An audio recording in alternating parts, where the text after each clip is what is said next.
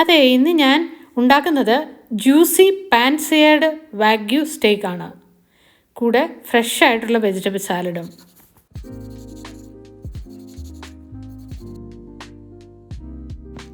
ഇത് ബീഫിൻ്റെ റിബ് ഭാഗത്തു നിന്നുള്ള സോഫ്റ്റ്, ഫാറ്റി ആൻഡ് പ്രീമിയം ആയിട്ടുള്ള വാഗ്യു സ്റ്റേക്ക് കട്ടാണ്. ഇത് കുറച്ച് സോൾട്ടും പെപ്പറും ഇട്ട് മാരിനേറ്റ് ചെയ്ത് വെച്ചിരുന്നതാണ്.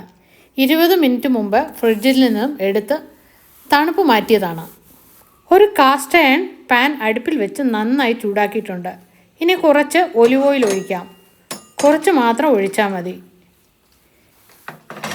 ഇനി ആ സ്റ്റേക്ക് പതുക്കെ പാനിൽ വയ്ക്കാം.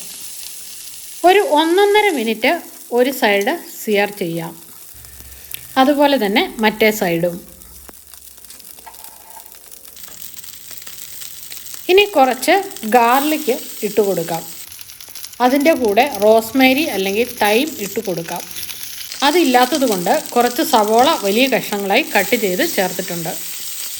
ഇനി സ്റ്റേക്ക് ഒന്ന് ഫ്ലിപ്പ് ചെയ്ത് കൊടുത്തിട്ട് കുറച്ച് സോൾട്ടും ആഡ് ചെയ്ത് കൊടുക്കാം.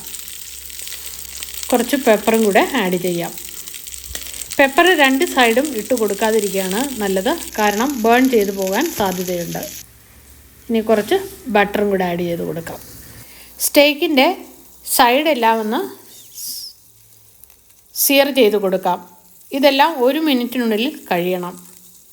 കൂടുതൽ സമയം സിയർ ചെയ്താൽ ഹെവി ആയിട്ടും ഹാർഡായിട്ടും മാറും. ടേസ്റ്റും നഷ്ടപ്പെട്ടു പോകും.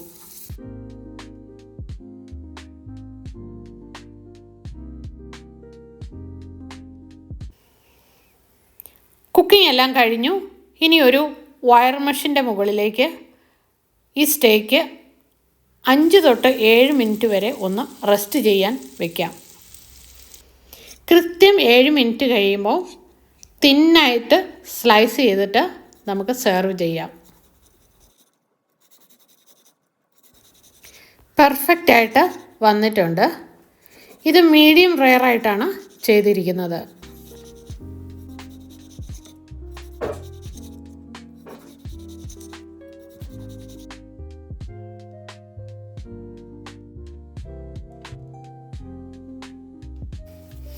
ഈ സ്ലൈസ് ചെയ്ത സ്റ്റേക്ക് ഒരു പ്ലേറ്റിൻ്റെ സൈഡിലേക്ക് വെച്ചിട്ട് മറ്റേ സൈഡിൽ ലെറ്റ്യൂസും fresh and colourful vegetable salad വെച്ച് നമുക്ക് സെർവ് ചെയ്യാം.